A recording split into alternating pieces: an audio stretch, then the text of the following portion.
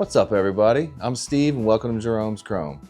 I planned on pulling this C4 Corvette into the garage for one day to do a little diagnostics and do a little pressure washing on the C3 and some car detailing outside, and that was 2 weeks ago. Instead, I couldn't get it started again and did a little digging around and found out that some electrical stuff from the previous owner was in meltdown mode. And there is a long list of logistical reasons why I need to get this car out of the garage and the C3 in. And I really would just like to drive the car out of the garage instead of pushing it out. So this week I'm gonna do what I can to get this car running again. I'm gonna start with the electrical issue that I found and go from there. I'm still not 100% sure that that's the problem, but there's only one way to find out. Get started. So here's what I'm working with. I got the positive battery cable, and then there's a small wire coming off that. This plug leads to this orange wire, and that is correct. So I got that going for me. But then this should be a fusible link wire that leads directly to a plug that I'll show you in a second. But instead, there's this fuse wire connected to the wrong size fusible link wire, connected to another fusible link wire, connected to the plug. And that whole situation is supposed to plug in to another plug that's right down here. And this plug leads directly to the main engine wiring harness. So I'm assuming that could be a pretty major problem. And right now, I'm hoping that just this wiring being a cobbled up mess of junk is the actual issue and that there isn't some sort of underlying issue that I really got to deal with. So I'm just going to use these extremely manly Milwaukee scissors that I have to go ahead and cut this off, and that way I can go shopping around and see if I can find one of these locally. And this fusible link wire is definitely blown because it's super stretchy. And I'm pretty sure that's how you know if the fusible link is no longer fusibly linking. So what I got to do is get a plug with the fusible link wire in it, or figure out how to put a new one in here, or whatever you gotta do to get this the way it should be. I just don't know yet, but I'll figure it out. I was just doing a little research to see what that's supposed to look like, and I was just thinking to myself, man, I wish I could just look in a different Corvette and just see with my own two eyes how this is supposed to be. And that's when I remembered that I have a friend in the C4 business. I live within driving distance of a place with C Corvettes everywhere. So we're gonna take a quick trip to Rods and Wrecks, which is a place that buys C4s and takes the parts off and sells them online, so I can look inside of a C4 Corvette and just try to get an idea of what that wiring is supposed to look like. Check it out.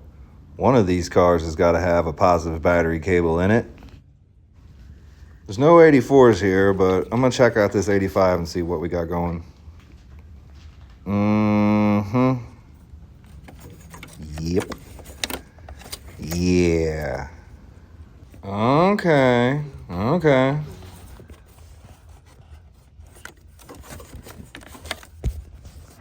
We're gonna dig through this pile of wires because he thinks he has what I'm looking for in here, which is awesome. But before we do, check out this C2 Corvette. Man, I'm just a little bit jealous. And not only does he have this hanging out in here, check this thing out. This is a classic Thunderbird with a not so classic engine. Well, I guess technically it is a classic engine at this point, but that's not the point. It's not the normal engine. Check this out. LT4. The dude just has LT4s laying around and Thunderbirds laying around. So figured, hey, why not? And you know what? Sure. This car's awesome. Well, I'm back in the garage now, and I think that trip paid off because I think I found the part that I needed. Check this out. So here's what I got on my trip. This is the wire that comes off the positive cable. So I got the red wire coming off the positive terminal. That should be this. Boom. Then this is the plug that plugs into the orange wire, which I got going on down there. Then off of that, this 1985 version has two different fusible link wires coming off of it into two different plugs. I'm pretty sure at this point that the 84 just had one plug instead of two. And I'm pretty sure that I can just plug in one instead of two and everything will be okay. So basically, I just have to wire the red wire into the red wire here, plug one plug into the orange wire, plug one plug into the red wire that's down there, and I should be good. Wouldn't that be awesome if I could remove that cobbled mess, wire in this one wire, plug in these two plugs, and the car would start. Oh, and by the way, if anything I'm about to do is completely stupid, please let me know in the comments, because fiddling. All right, let's actually do something. First thing I'm doing is just unplugging the orange wire plug from the nasty mess. And then just cutting this whole situation off of here.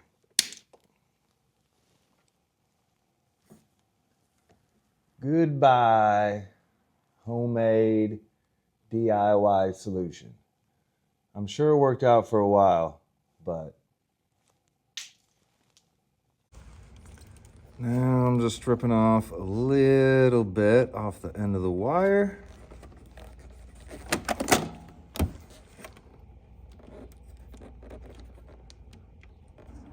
All right, sliding a little heat shrink connector on there.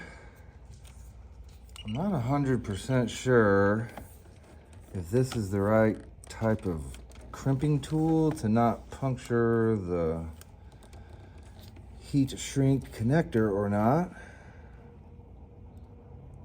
but I'm going with it. Squeeze.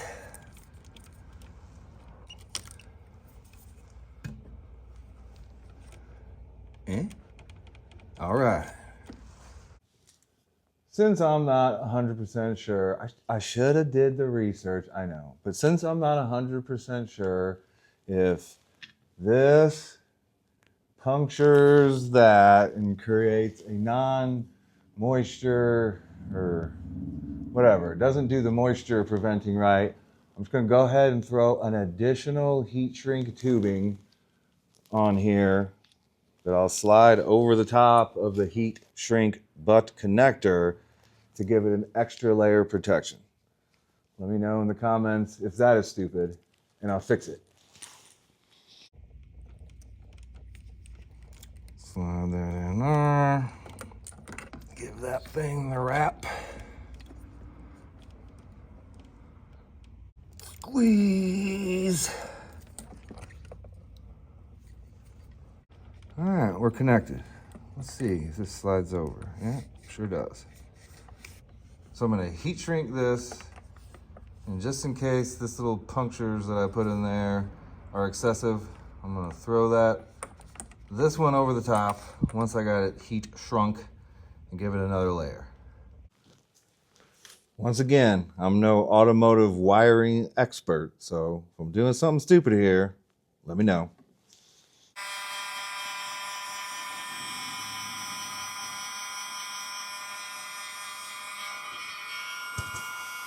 I guess that looks okay, but I'm still gonna give it that extra layer of protection just in case.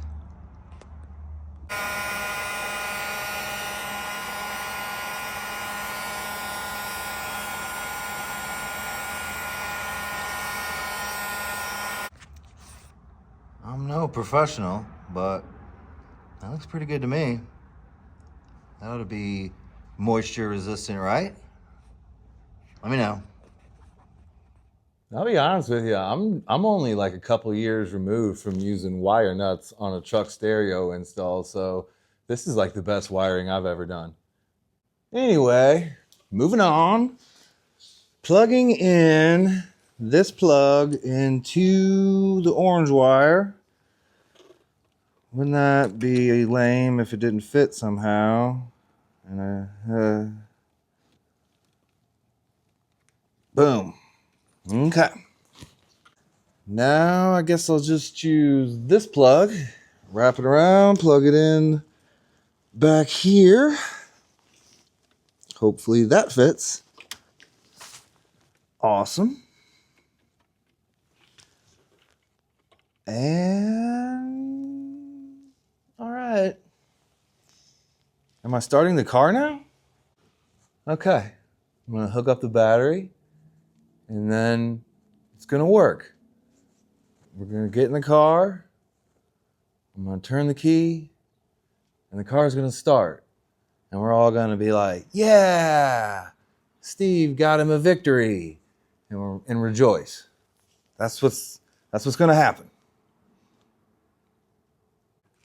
Man, I hope this works. Not only do I need to get the C4 Corvette in my front yard, out of my yard, into this garage, I really, really want to drive this car.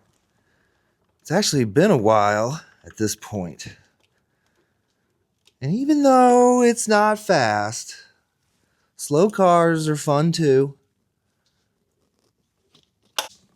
No, you're not. I am not going to cross thread a battery cable. Nope. I'm taking my time. Okay.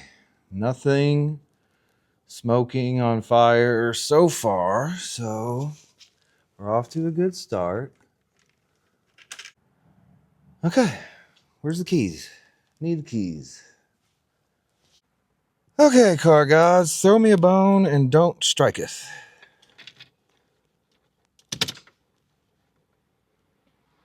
Have the power. Clutch engaged. Come on.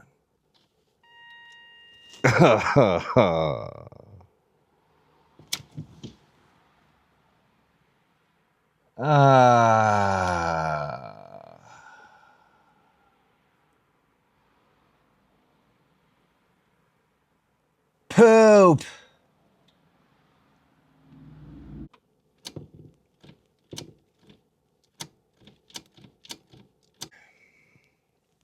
Okay, well, what's next?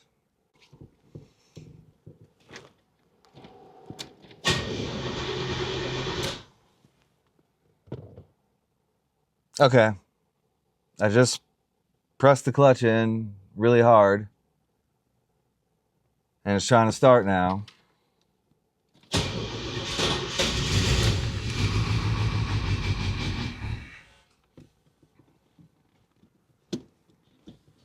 Okay.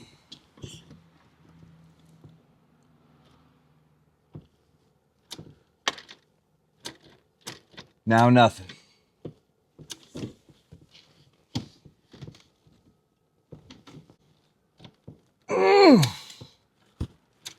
Now I got nothing at all.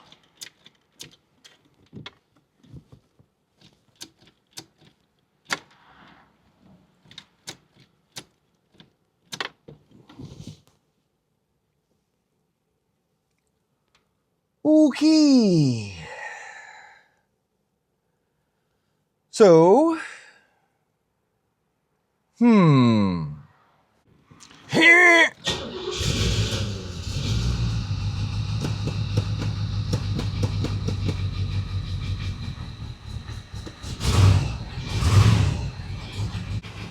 well, it started.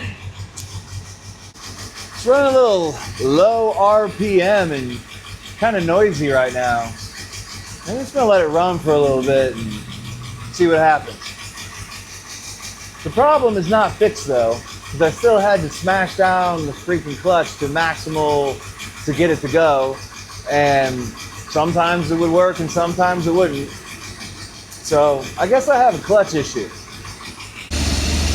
Okay, I let it idle now for like 10 minutes and everything seems to be running good now and it's not making weird noises. I guess the computer had to do some computing and the engine had to work through some demons, but we're doing pretty good right now. Except for the fact that that didn't really solve the initial problem. I'm still not sure if I get in it right now and try to start it, if it would even start or not, because it's just intermittent like that. So would that be the clutch safety switch? Do clutch safety switches, are they intermittent? Do they work sometimes and sometimes not, or are they just work or don't work? Maybe I should get in there with a paper clip, put one in there, override the safety switch, and see. Yeah, that's what I'm gonna do. I'm going to jump the clutch safety switch and I'm gonna just push the clutch down normal repeatedly and see if that's the problem.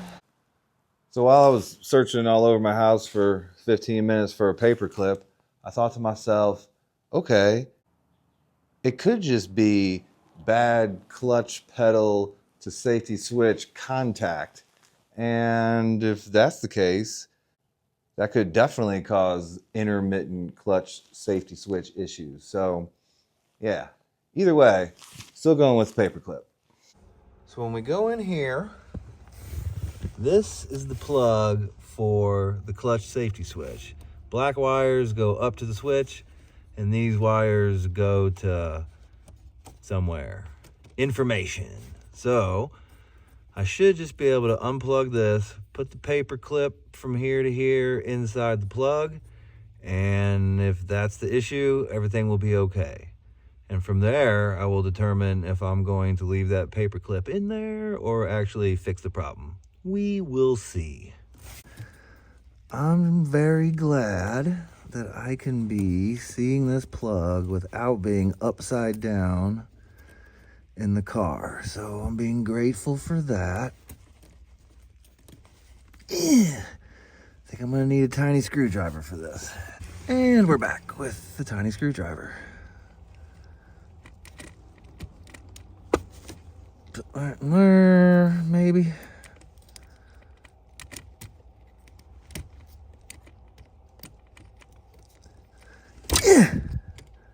All right.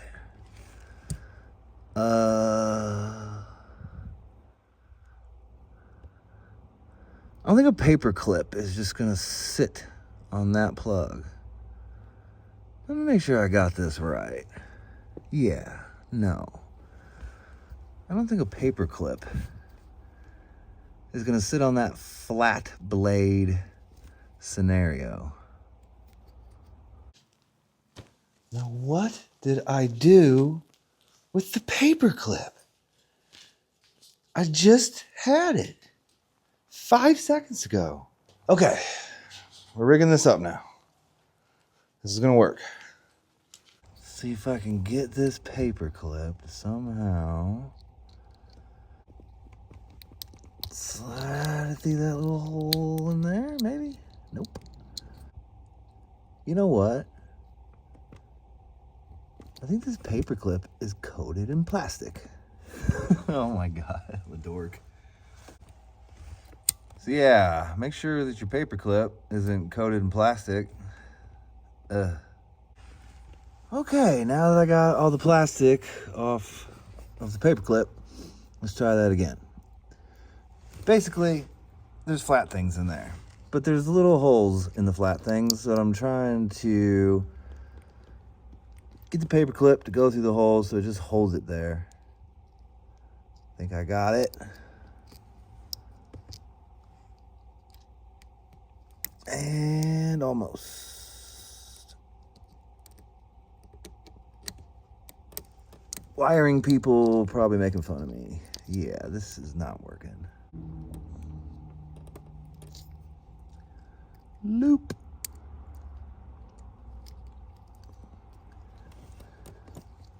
Okay, I got that paper clip through that hole. Give it a little fold. Then I'm gonna take this top piece of the paper clip, try to run it down the side. Get in that little hole. Okay. I'm in. Got a paper clip in there. Got a paper clip up in that top one. Highly professional setup. We'll see what happens. Again.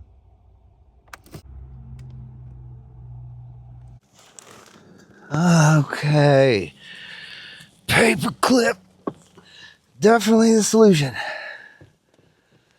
First that was a problem, and then that was a problem, and now the problems are solved. This is gonna be what works. Key on. Give the clutch a normal press. Do I even need to press the clutch at all? Anyway, turn the key.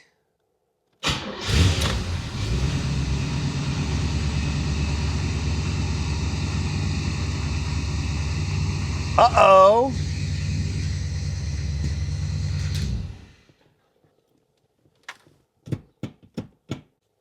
Okay, let's not get too excited. Let's try that again. Just a normal little, not crazy press, just a normal clutch.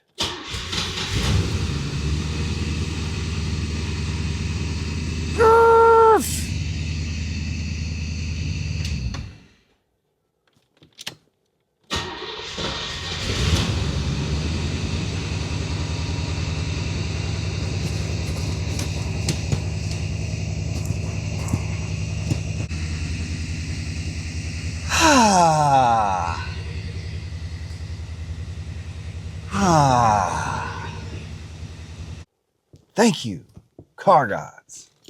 Thank you. Thank you for not striking me down on this ye olde occasion of awesome Corvetteness. Oh man, I'm so relieved right now. That is the problem. It's the clutch safety switch. I don't know if it's bad. I don't know if it's not getting contact. But right now, the car is starting. So, yeah, I don't know. Maybe I'm just going to leave it that way. I got to think about it for a little bit. But either way, I am happy. What better way to think about a decision on whether I should leave a paper clip in there or not than to think about it while going for a drive? So I'm gonna try to move this whole situation out of the way of the back of the garage. I'm gonna play a little yard Tetris real quick, and I'll get back with you.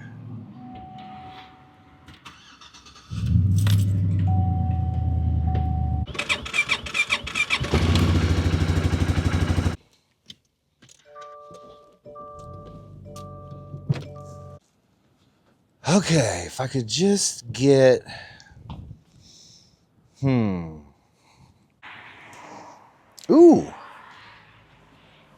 I can get in there now. Oh my God!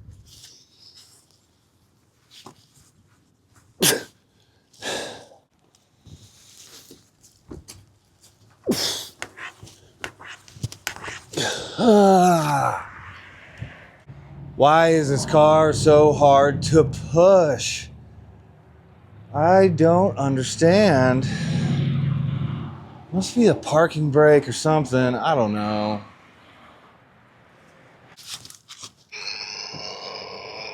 Everybody on YouTube's gonna make fun of me whenever my wife helps me push it and I couldn't do it by myself.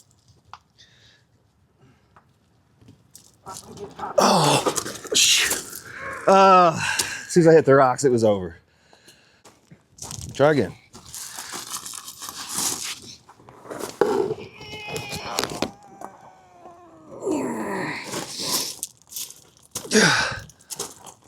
Yeah. Yeah. I think I got it. Thanks. Not ashamed of myself at all. Thanks. I softened it up.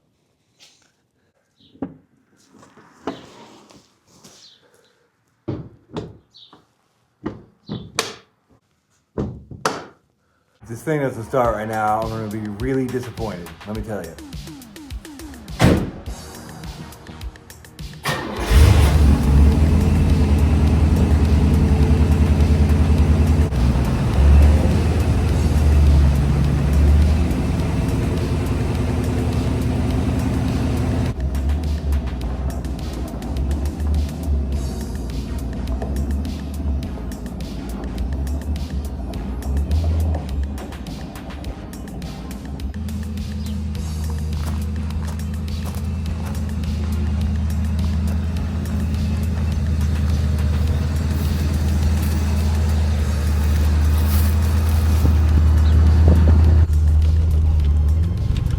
It's on the road. It has entered the road.